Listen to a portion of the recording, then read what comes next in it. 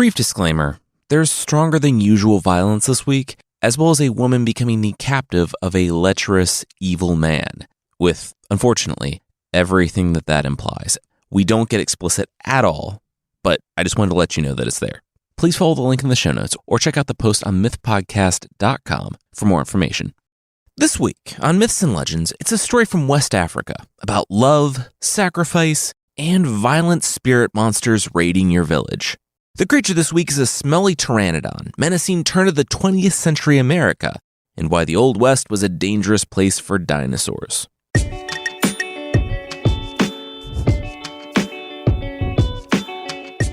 This is Myths and Legends, episode 294, Spirited Away. This is a podcast where we tell stories from mythology and folklore. Some are incredibly popular stories you might think you know, but with surprising origins. Others are stories that might be new to you, but are definitely worth a listen. Today's story comes to us from the Yoruba people, and it's set in modern-day Nigeria. It takes place roughly in the 12th or 13th century, when the main kingdom today was at the height of its power. Just a quick note, though. The names and places are tricky, because, for instance, the main antagonistic kingdom today is named the same as a people group in modern-day Nigeria, but all the sources say there's no direct link. The main protagonist kingdom is also named the same thing as a town in modern-day Nigeria, but it's also unclear if that's the same thing. I tried to stay true to the stories and the legends as I found them, but they're legends and don't always match up with history. All right, all that aside, we'll jump in with a merchant today who hears a scream coming from his house, and who fears the worst is finally happening.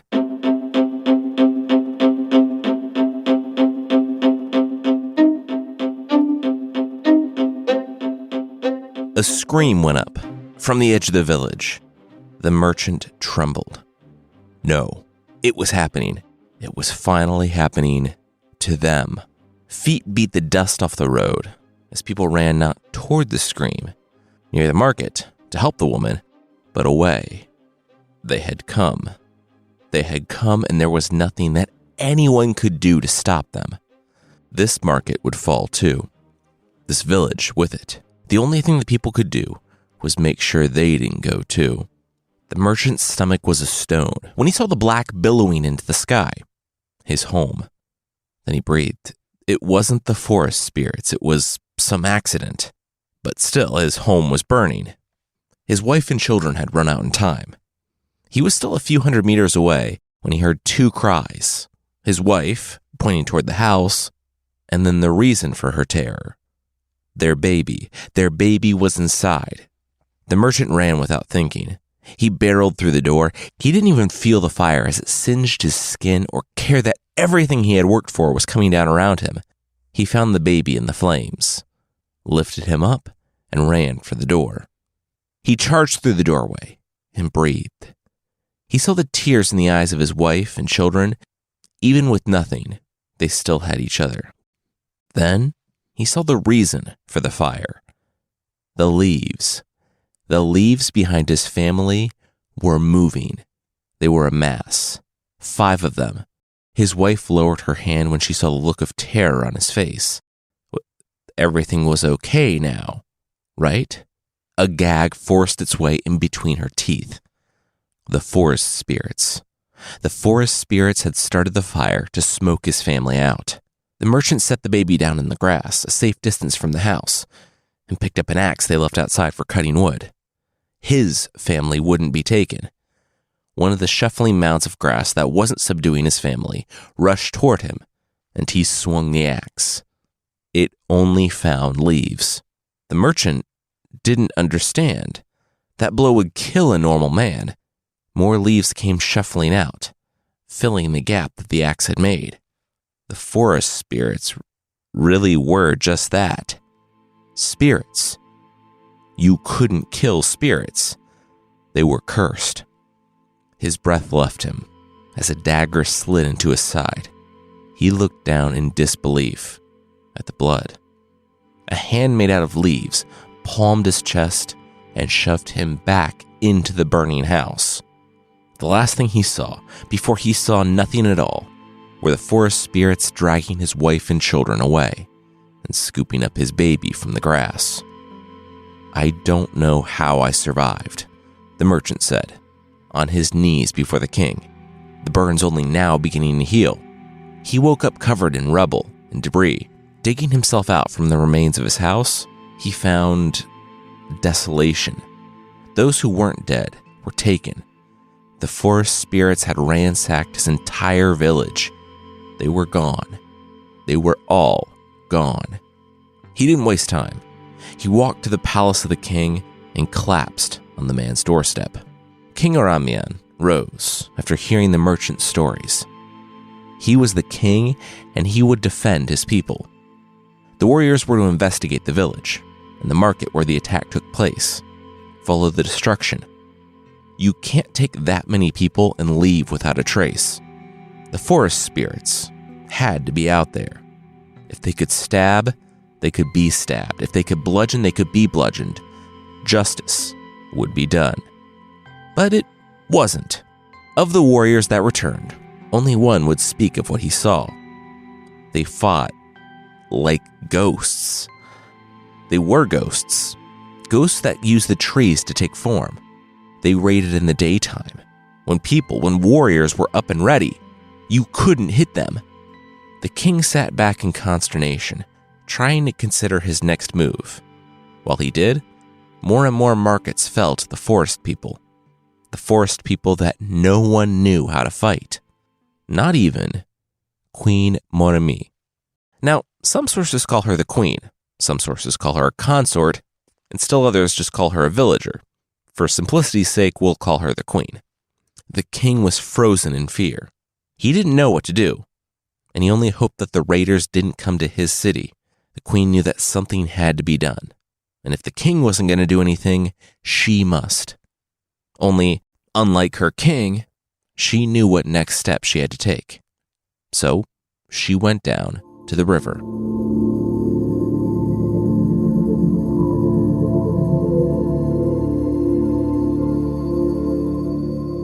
Queen Moremi waded into the cool of the river, the night stars up above her.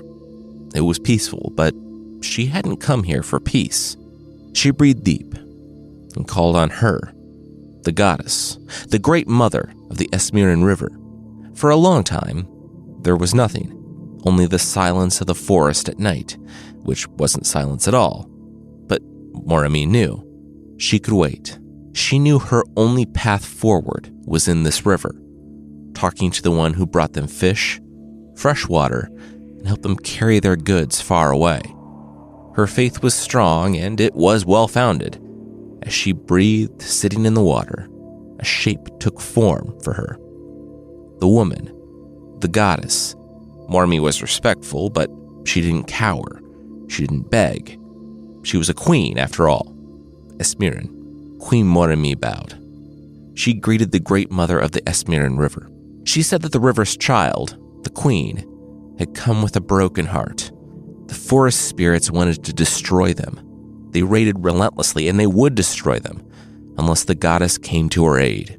There was any sacrifice that Moremi could offer up to discover the strength of the forest spirits, she would do so in order to protect the people of Ife.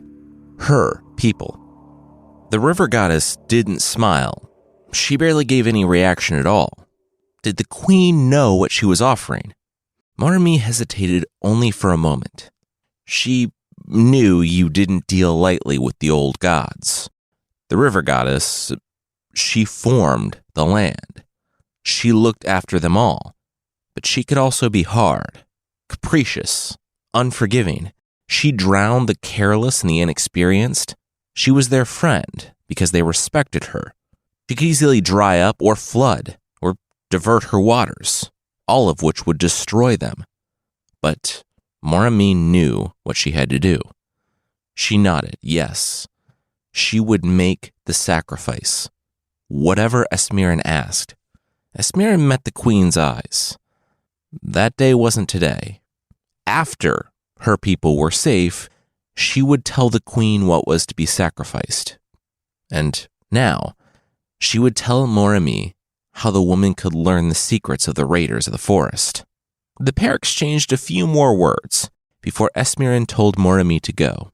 Her blessings and her spirit would go with the queen. she would see the queen back here, when her people were safe. With that, the goddess lowered back into the river, becoming one with it. Moremi found herself alone with the stars and the night sounds of the forest. She rose, wrapped herself in a covering, and made for the palace.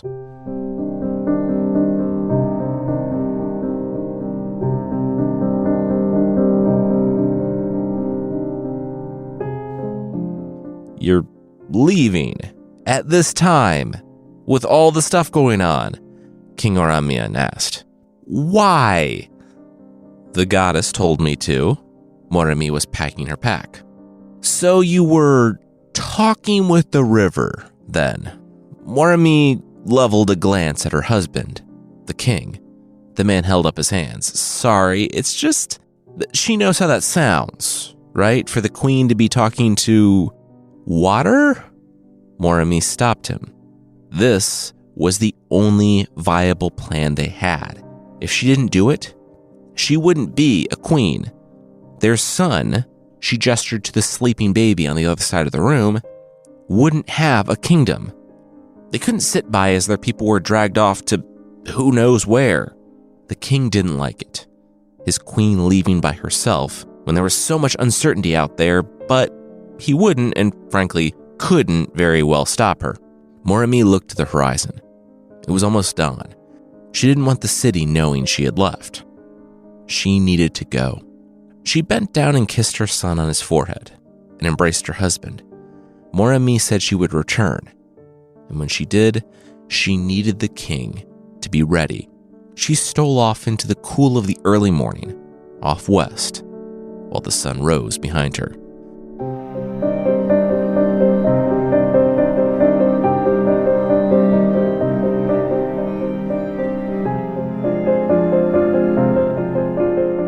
She wasn't a queen on the road. Moremi was just a traveler. Moremi gave others a wide berth, and they eyed her, clutching any weapons they had. No one in the kingdom of Ife knew where or when the forest spirits would strike.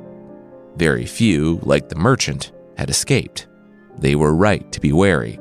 She found the remains of the village where the merchant had lived. It was now a forsaken place.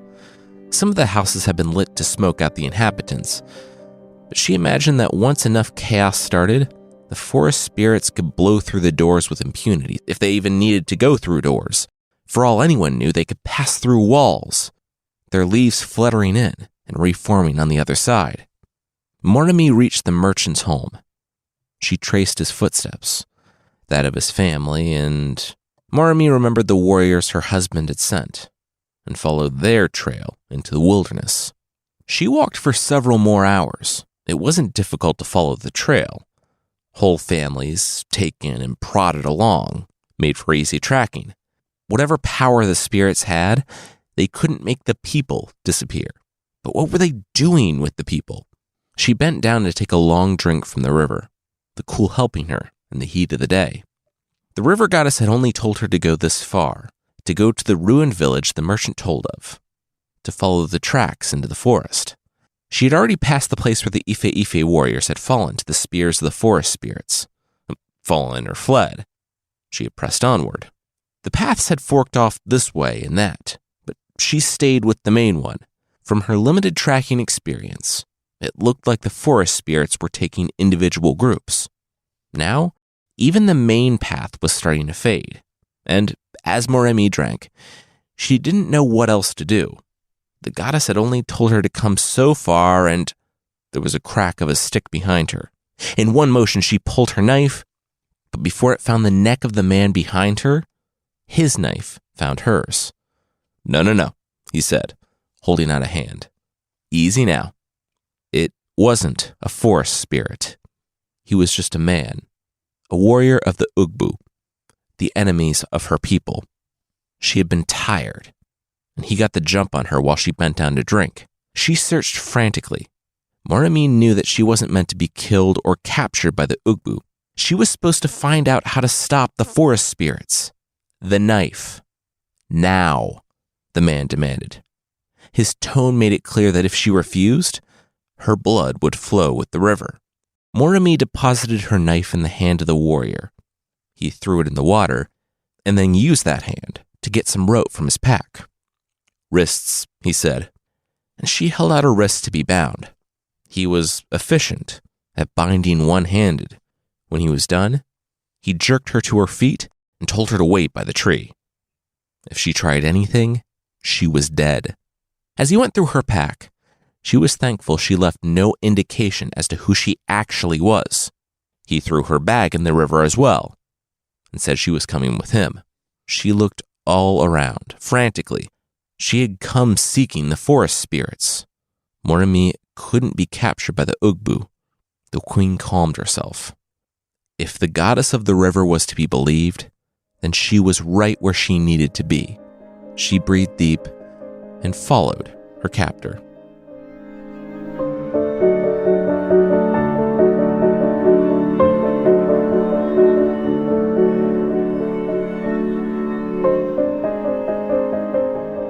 We'll see the next stage of the plan, but that will be right after this.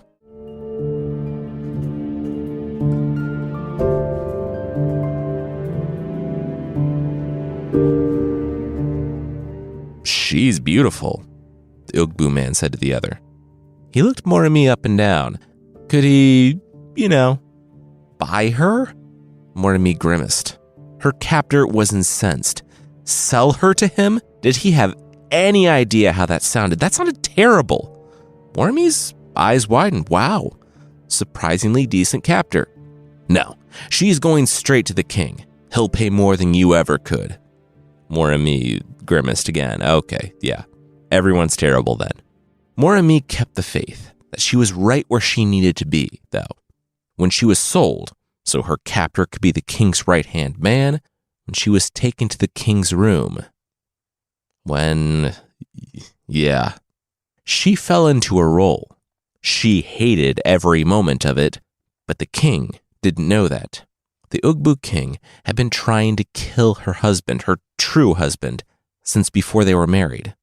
And because no one could quite gain the upper hand, the two groups existed in an uneasy truce, knowing that going too far against their enemy opened them up to attacks from others. Now, though, this forest spirit thing threatened to upend all that. Still, Moremi was in this kingdom for a reason. She was forced to share a bed with the enemy king because it was the goddess's will. As much as she just wanted to slide a knife between his ribs in the night, she would still need to escape. And if they were able to track her home, providing she didn't fall to the forest spirits, then that would reignite the war that her people would lose. No, she needed to stay. Stay and see why the goddess had put her there. So she didn't try to kill the king immediately. Though hate burned within her, she put on a performance, one of fury and scorn, slowly yielding to familiarity. There were times when his guards found a knife under her pillow. Concealed, but not too well. She was taken and beaten. That was all part of the dance. She returned cowed and submissive. Months passed. To the king's eyes, he had broken her spirit. She loved him, or at least pretended to in order to thrive here. To a lifelong absolute monarch, that was as close as you could probably get. Her rough edges seemingly worn off, the king noticed that she spent more and more time with him by choice. Of his wives, he took to favoring her, calling her queen. She was never not watched, but she had some authority. He still spent nights with his other wives, but he would always return to her. One night, she heard wailing from the edges of the village. Ostensibly her guard, though Moremi knew they were her jailers, they followed her into the street. She saw captives, enslaved women, children, and men. Ife, her people. One looked to Moremi with a pained glance. She recognized her queen. Her queen that was now standing in the village of her enemy in beautiful clothes, free. She spat at the queen's feet. A spear butt found the source of the spit, and the woman was dragged onward. That night, Queen Moremi ran her fingers along the king's chest as he reclined with her in bed. She said, there were slaves that came in tonight. She recognized them as Ife Ife. She had something she needed to tell her king. Moremi said that she used to be Ife Ife. Her brother was a merchant. His family had been taken one day when the forest spirits attacked the market. The king sat up, serious. He turned to her. He asked if she still considered herself to be Ife Ife, or if she was one of them, an Ugbu. Moremi smiled and gestured all around her. She was a queen, wasn't she? The king breathed. He was so glad to hear that. He rose from bed. The Ugbu king had something to show her.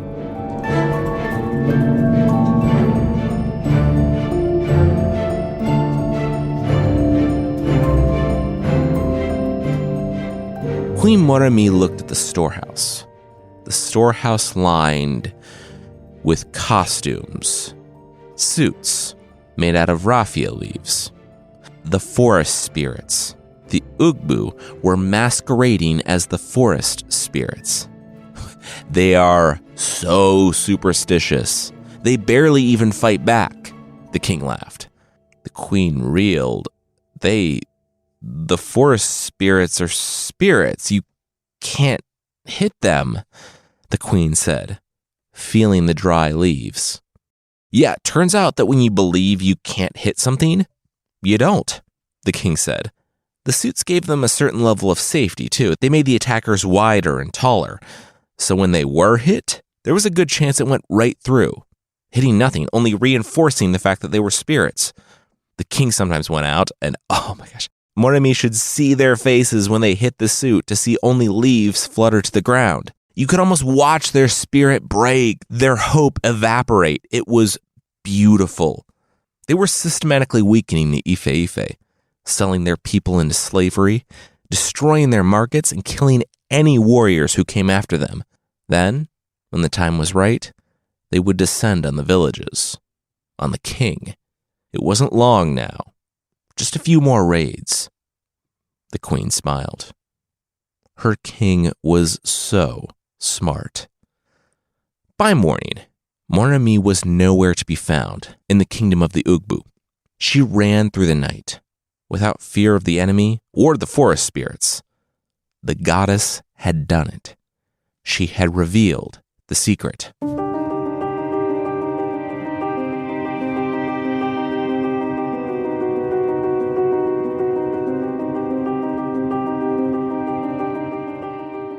The king of the Ife Ife awoke to Moremi having a meeting with the Ife Ife warriors.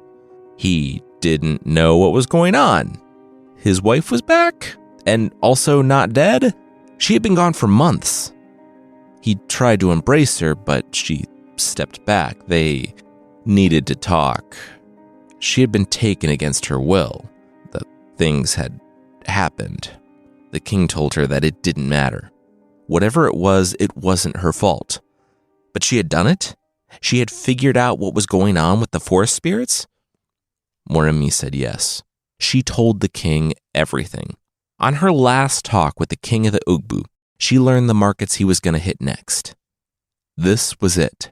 This was where they got to take back their lives. She readied messengers to the market and the village. They were to evacuate, to come to the king and queen for safety. Moremi said she would go early with the scouts to make sure everyone got out. There were preparations to be made. The king said she couldn't possibly go. This was so dangerous, and she had just gotten home. She didn't say, but could have, that after what she had done to get this information, after the risk that she had personally exposed herself to while the king stayed back and wrung his hands for months, yeah, she was going. The king, though, understood the implication behind the queen's glare and didn't press Moremi anymore. Yep, she was going.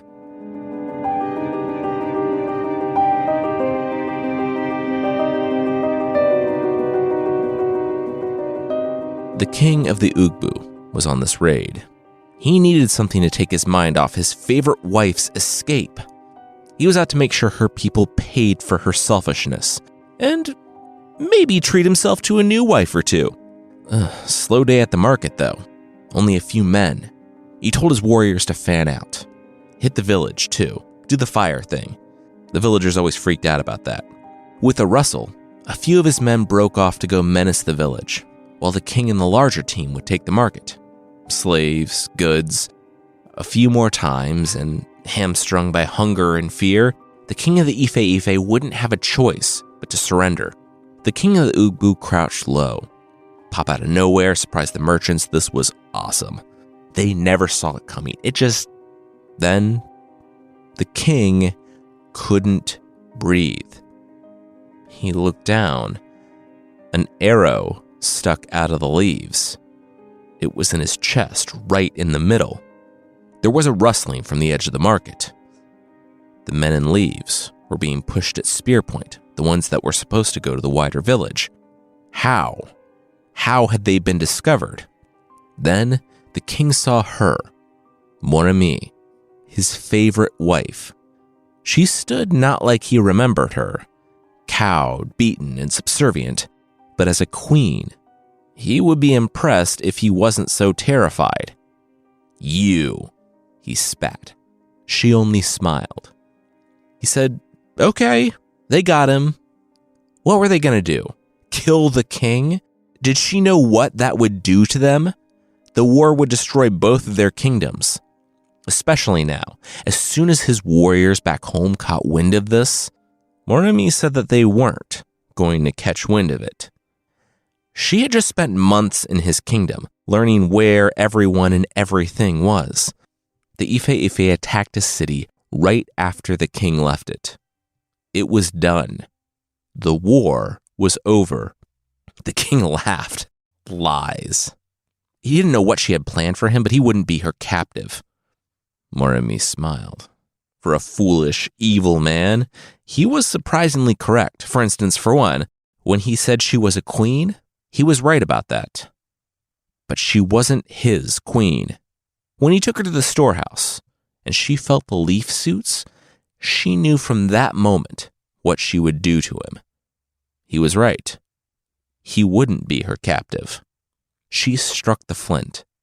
The torch in her hand sputtered to life. She lowered it and caught the dry leaf suit. She waited a few minutes just to listen, and then ordered the warriors who stopped the raid to do the same. Their screams joined their king's, and when they ended, the enemy's kingdom had fallen. Moremi was victorious.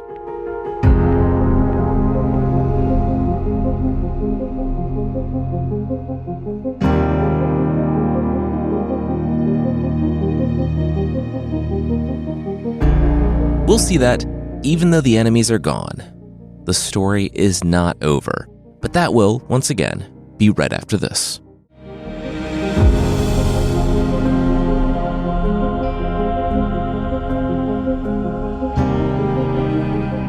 The king let it be known. Moremi was their savior.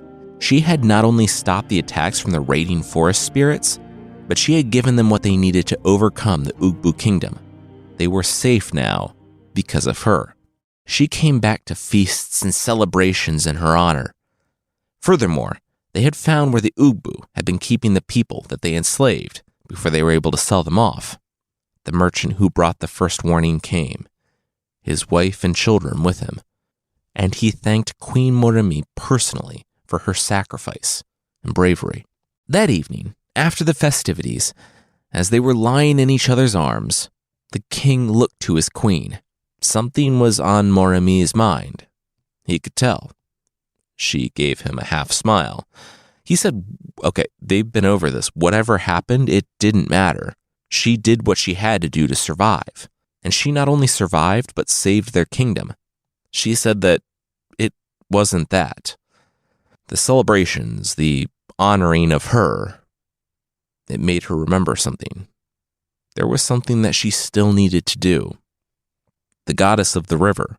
After she told Moremi that she needed to be captured by the forest spirits, she said that, when Moremi returned, the queen would need to bring a sacrifice. She was happy to enjoy these moments with her husband. Now, though, she needed to say goodbye to him and their son. The king didn't understand. Goodbye. The river goddess kept her alive only to die? To save everyone, Moremi corrected, and rose. She said goodbye to her son, now a toddler, and made her way to the river. The promise had been made alone. The sacrifice will be given alone, too. She waded into the river, and the goddess rose to meet her.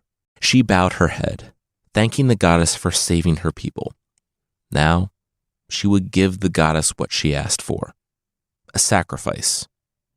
The goddess said so it should be.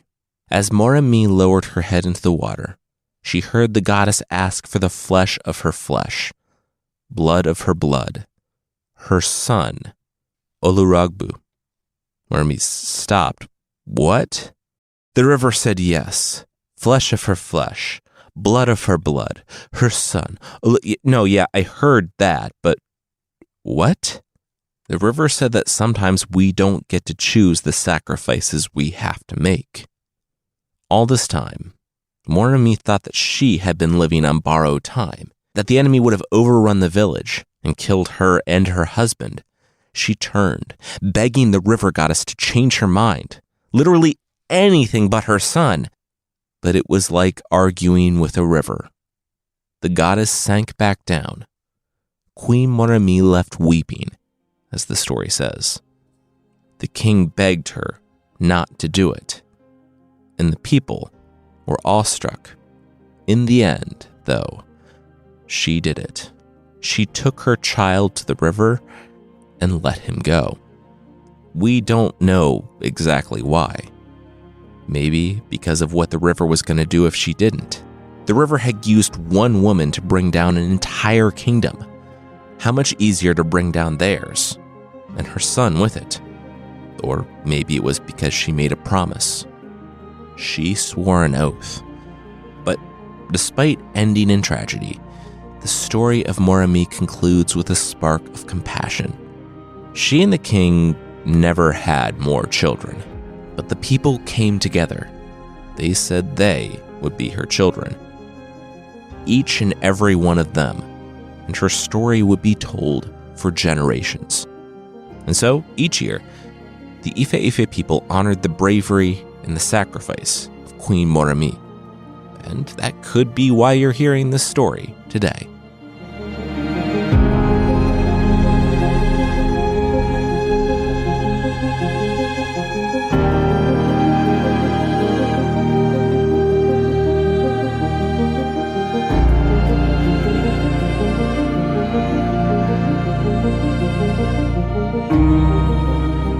This was a tough one to wrap up. As much as I wanted to do an emotional ending, that would have been too much. With the child wondering why, and us having to see Moremi's heart breaking as the child drowns. It's not rare that you see characters in these stories make sacrifices on behalf of legacy, but that's not what this was. This was purely, tragically utilitarian. She chose the lives of her entire city, of her people, over that of her son. She did not want to do it. I guess that's what makes it a sacrifice. I kind of like this portrayal of the gods, too. When it comes down to it, Moremi was trying to argue with a river, a force of nature. There was no debate, and Moremi knew that. The entire city was grieved by the goddess, but they all knew the cost of disobedience, and that Moremi was the only person who could step up, make that choice, and save all their lives. Again. So, they did all they could for Moremi. They held her up, honored her, and became her children for the rest of her life. Sometimes we don't get to choose what life takes, but we can choose how we treat each other. I want to tell you about a new podcast out by Cast Media. In 2014, two friends named Chris and Lisanne went for a hike in the Panamanian jungle. They got to the top of a mountain, started down an unmarked path, and were never seen alive again. A massive search turned up no trace of the missing women. But months later, their backpack was found deep in the jungle, with their phones and cameras still inside. And recovered images from their digital camera painted a terrifying picture of their final moments. What happened to Chris and Lisanne? Was it a hiking accident or something sinister? Join journalists Mariana Atencio and Jeremy Crite as they travel to Panama 8 years later to to investigate the mysterious deaths of Chris Kremers and Lisanne Froome. Be sure to subscribe to Cast Media's new series, Lost in Panama, on Apple Podcasts or wherever you like to listen.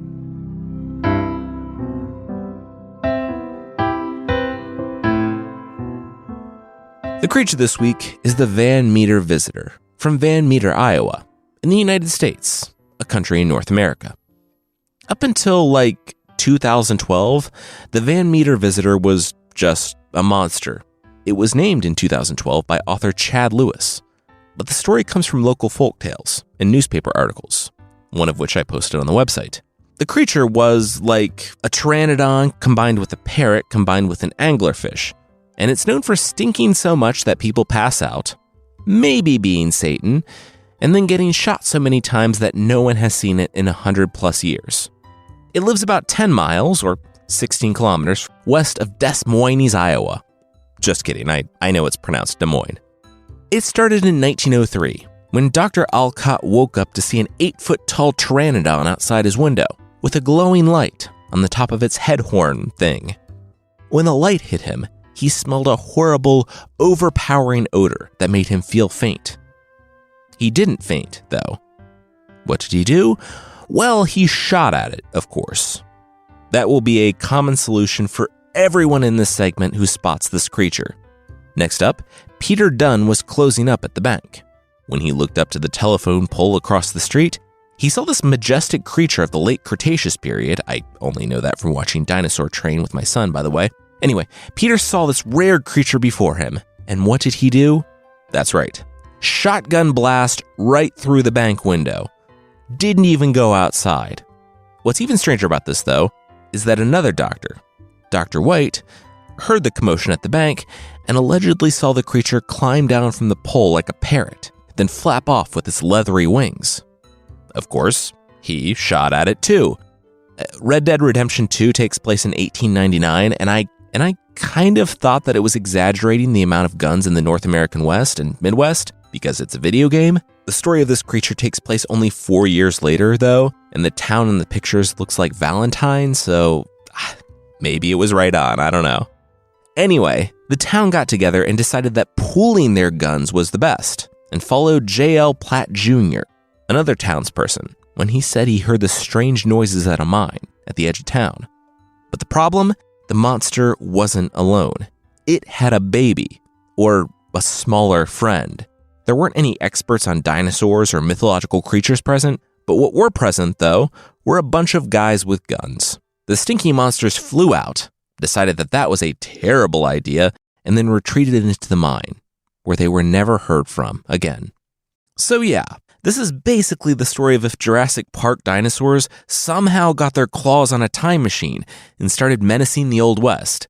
Which, on one hand, yeah, sounds ridiculous, but on the other, could be another billion-dollar franchise. In which case, you heard it first here.